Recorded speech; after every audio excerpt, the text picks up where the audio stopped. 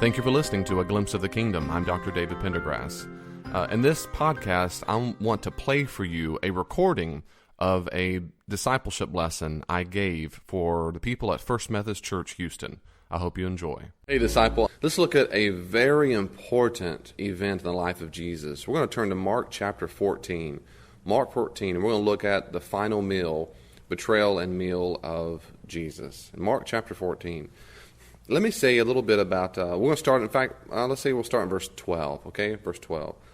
And on the first day of unleavened bread, when they sacrificed the Passover lamb, or when the lamb was killed, his disciples said to him, "Where will you have us go and prepare for us to eat Passover?" and so forth. And they send his disciples on. He finds the room. He goes and prepares for it.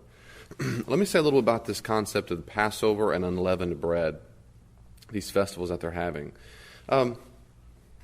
And the Jews to this day still do it, and they always have. Their calendar is different from a Roman calendar, of the Gregorian calendar that we use. They follow the moon, the lunar cycle, and because they follow the moon, the lunar cycle, their months, it changes the time through the year. It's different than it's a different kind of consistency than the sun. So they follow the moon. Their months are different. They don't have January, February, March, April, and so forth. They have different months on their calendar, and the month of Nisan, which is the month of when this occurred, because Passover always took place on Nisan the 14th. The month of Nisan corresponds to about March 27th to April 25th. March 27th to April 25th. And you mix with that the idea that also they reckoned days by sunset to sunset. So their calendar is different because it follows a lunar cycle. They're in the month of Nisan, and then they reckon days from sunset to sunset. That causes a lot of confusion for people. I've noticed over the years, and for me too, when they say on that day or on that the next day or on the third day, you have to keep thinking like they do, which is not from midnight to midnight or 12:01 to 12:01 and whatever. So these two festivals that occurred, Passover in Hebrew, they called it Pesach. Sometimes it came through the Greek as Pascha. Sometimes you'll hear the expression the Paschal Lamb. Pascha means that the lamb that was crucified, the lamb that was killed, sacrificed for Pesach, for Passover. And this, of course, is the festival that celebrates two major things: the defeat of the Egyptian gods, back with Moses and so forth, and secondly, the rescue of the Israelites. So the defeat of the Egyptian gods and the rescue of the Israelites. This festival has nothing to do with Jews being forgiven of sins. Has nothing to do with that. If you go back to read your Exodus 12, you'll see that this has nothing to do with the Jews being forgiven, and that's why they're rescued. No, it's because God the Father says it's time to let my people go. Let me say a quick word about what I just said. Since Pesach, or Passover, is not about forgiveness of sins, it's very important to understand that when Jews sacrificed animals, sacrificial animals did not always equate with forgiveness of sins, or we might say atoning. Not every sacrifice was atoning. Jews could sacrifice animals for a number of reasons, and they were all very significant and important reasons. The blood inside of an animal represented life. If you go to Leviticus 17, it talks about that. It represented life, and that life represented something sacred and holy, and the whole person was being represented. So you could have sacrifice, you could have grain offerings, wine offerings, you could do burnt offerings, all kinds. If you wanted to get forgiveness of sins, there were particular sacrifices done for that. But you could have many sacrifices for other things. That matters because I have found it to be true in my life for a long time, and certainly in still church life, that people think when you say the word sacrifice, it assumes forgiveness. And that's just not true. It's just not true. Here, a Paschal lamb, usually about 1-year-old lamb, was killed or sacrificed, usually at the temple if you were nearby. If you weren't near the temple, you sacrificed it in your home if you were outside of Jerusalem. But usually if you were near Jerusalem, here that's what would have happened. You sacrificed your lamb on Nisan the 14th. And then that was on the 14th, and by the sun would set that night, so we would call that the same day, but by night, if you're a Jew, you've now changed days to Nisan the 15th. And that's exactly what the disciples do. In verse 17, it says, when evening he came with the 12. So they have the sacrificial lamb, and then when the evening came that night, they go to eat their meal. The other feast it talks about here in verse 12 is the unleavened bread. That is a festival that celebrates how quickly the Jews left Egypt. They were in a hurry, and their bread was unleavened. Hence the matzo bread they still use. It's real flat. The idea is we're in such a hurry, we don't have time to allow our bread to rise. Well, it's kind of tricky because the festival of unleavened bread started on Nisan the 15th. So Passover, the Pesach, is on the 14th. The next festival starts that night. So the festivals are back to back. They're just back to back. It's kind of like saying Christmas and Epiphany are back to back or whatever. Well, because they're so close together and because they celebrate similar things, that is the Pesach, Passover, leaving Egypt, and then being in a hurry, the Feast of Unleavened Bread, there's similar themes and they're back to back. So what happened by the time of Jesus is these festivals got kind of blended together. So people from all over, if they could make it, they would travel into Jerusalem and stay a while. They might come in early and do purification rites, do baptisms, and the mikvah bath pools. They have family reunions, have fun and parties and so forth, and they would hang around for the festival. They do that for a couple weeks and they would go home. And that's what's going on here. Then something very dark happens. Now, if you go up above in verse 10 through 11, and we notice that Judas Iscariot, who's one of the 12, he goes to one of the chief priests, and they promise to give him money if he were to betray Jesus. In verse 18, Jesus says that while they were eating at the table, he says, "Truly I say to you, one of you will betray me. One of you is eating with me." They began to be sorrowful. And the Greek word there, it's greatly sad, greatly saddened. See, this solemn, a celebrative event of Pesach, Passover, it's celebrating, it's rescue, and they celebrate it every single year, remind them that God rescued them, and it gives them hope that we're going to be rescued again out of this kind of exile we're in now, the Roman occupation. We're going to be freed, yay. Then Jesus, in the celebration moment, says, "One of you here is going to betray me." And they get very, very sad about that fact. And then in verse 19, your translation might say something, "And they said to him one after another, 'Is it I?'" That's really not a good translation. The Greek really is, "me thiego" means, "it's not I, not I." So the disciples are being declarative. They're saying, "Nuh-uh. It's not I. I'm not doing it. I'm not the one betraying you." And this goes on for so long, of course. Jesus has to make very clear, "I'm telling you, the one," verse 20, "the one who's dipping his bread with me." In other words, they're all in denial. Now, later on, Jesus will say, "You will all leave me," and they do all leave, but only one betrays. Now, what exactly is the betrayal? Well, remember, if Jerusalem is maybe up to about 10 times its normal influx of people, the betrayal of Judas is that he takes the Jerusalem temple police right to where Jesus is, and this massive flood of people. Jesus and his disciples probably, this is very common, they actually slept like in their hotels or their tents or whatever outside of Jerusalem because it was so full, like at Bethany and Bethphage and so forth. So he probably, what the betrayal was, is that he took them straight to where Jesus was at night in secret amongst all the people. Why at night? Why in secret? Because they knew that Jesus had a following and it could cause a big scene. So that's the betrayal.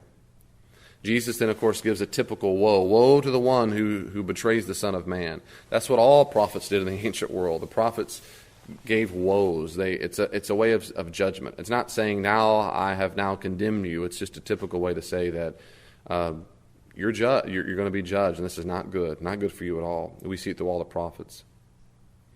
Then verse 22, we know that he's eating. Now, there are a few comments here about this. He takes the bread, of course, and we know the wine, the typical things we hear, if you're at church, at least typical. Mark presents this Last Supper, this last meal of Jesus, in a particular way. And so I want to nuance a few things very carefully. Verse 22, while they were eating, we don't know what they were eating or what part of the meal it was. He took bread, he blessed, and he broke it and gave to them. He took bread, blessed, and broke it. That sounds like all the feeding miracles in the gospel, right? And he says, "Take." And he says, "Take, this is my body." Now, he speaks Aramaic, not Greek. And in Aramaic, he would not have had the word "is." It would have been literally, "Take this, my body." That matters because later on, fast forward 1,500 years in the medieval era, there were a tremendous amount of debate and people were killed and whatever on the understanding of how to understand the Eucharist, the communion. Is it really his body or not? And one guy famously carved in hoc est corpus. This is my body into the table. Is my body, is my body. Well, interestingly, in Aramaic, there would have been no is. I mean, that's not a debate for them in this time period. So he takes this, and then he takes the wine later on. He says, this is my blood of the covenant that is poured out for many. That's in verse 25. Verse 24. What do we do with this? Well, I think the best translation of is rather is this represents my body. This represents my blood. Now, before all the Roman Catholics go stoning me, let me explain this, because one is, well, I'll tell you what, a few things. One is, Jesus is clearly changing the symbolism of this meal. This is not a typical Pesach or Passover meal or Seder meal. It's not. And that's why modern Seder meals aren't very relevant. They're relevant, they're just not very relevant, because Jesus here changes the symbolism from a celebration of the defeat of Egyptian gods and the celebration of God rescuing. He changes it to be about Him and His people. So he's changing the symbolism. That's very important to understand. He's not invoking the past. He's talking about His present and His future.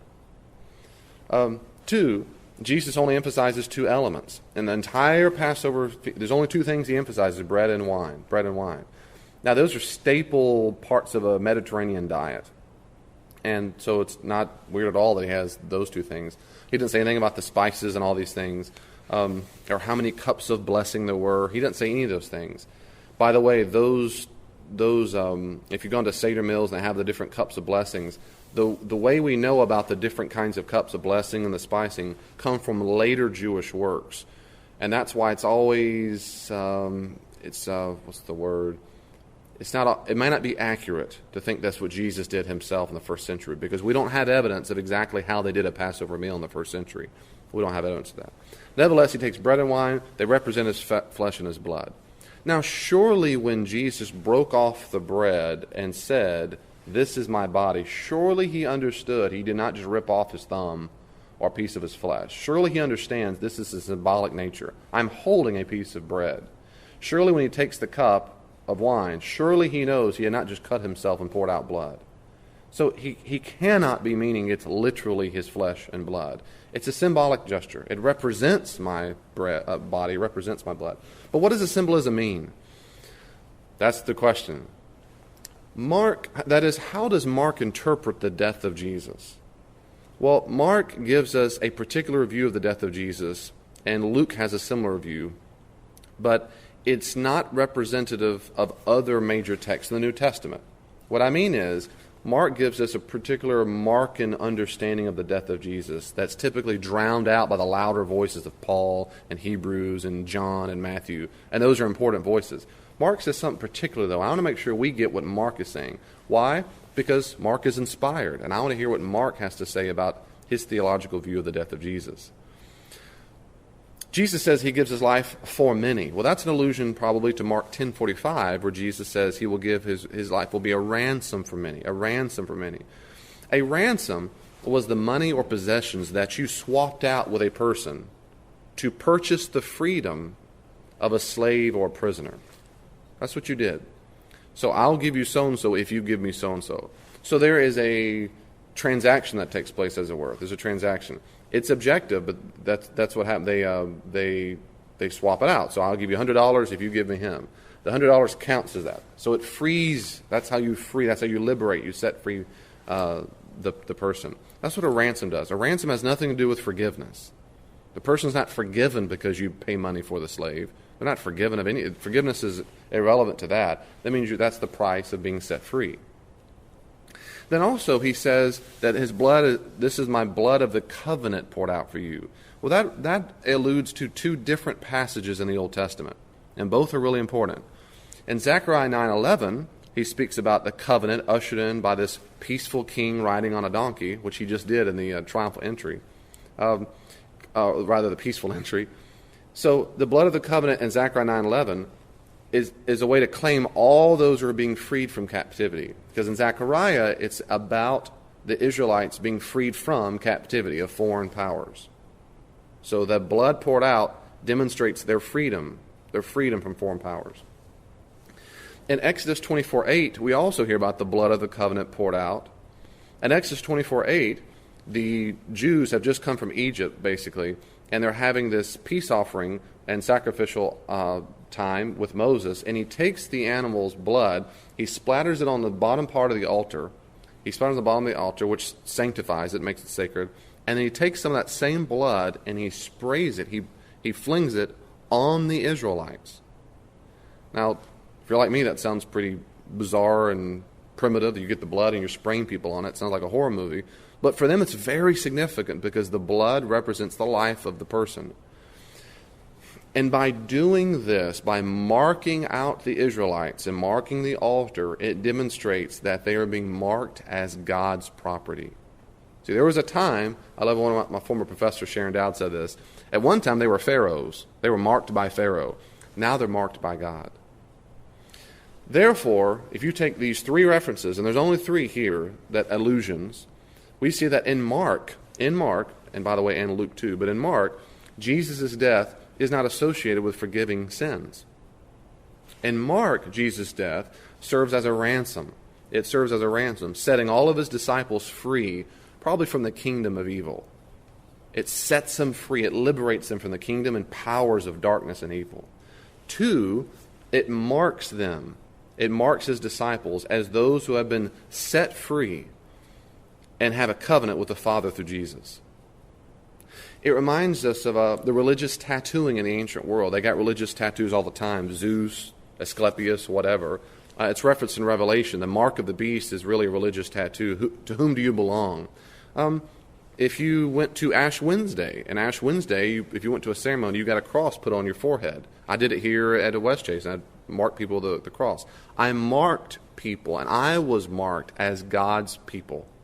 And that's what this blood poured out means. A covenant is being formed. A covenant is being formed. That means I will do it for many. I will be served as a ransom, and I am marking my people as new disciples in this brand new Exodus who are being set free from the powers of evil. The third thing I would say about this meal is that shared meals meant participation, especially around the temple or sacrifices. For example, when you ate a meal at the temple, it meant you were participating, you were fellowshipping with God and this new life offered in the sacrifice. When you partook of the elements of the Passover, you was like participating in God's rescuing. Well, here, the disciples share the bread and the wine, therefore they're participating in the formation of a new covenant. And so, again, since blood represented life, partaking in the wine is like participating in the life-giving death of Jesus, which ratified a new covenant between God and people. It's participating in it. I'm in this together. It's like us all getting a tattoo to show that we're all, like sometimes in the military, people go in the military, Navy SEALs or whatever, they'll get tattooed and say, we did this together. We get on our arm. We were there. We're together. Well, drinking the wine, eating the bread is the saying we're all in this together. We're a brand new people group. A new covenant's being formed. And we are being set free from the powers of evil. Why? Because we're following Jesus, and He is our leader. The last thing I want to emphasize of this Passover, this final meal rather, is Jesus emphasized that He's not going to drink wine again until that day in the kingdom of God when He drinks it brand new. This demonstrates Jesus knows He's going to be vindicated. He knows He's going to be vindicated. He's going to eat at the feasting, at the banquet, in the world to come. If you look at Isaiah 25:6, he talks about that, Isaiah 25:6, that in the world to come, not just in heaven, but in the world to come, Revelation 21, Isaiah 65, when he makes a new heaven, new earth, there he says it's like having a grand feast. So Jesus here is saying, this is the last time I'm going to drink this. The next time I will be vindicated. I will be set free from the evil that's about to be done for me as well.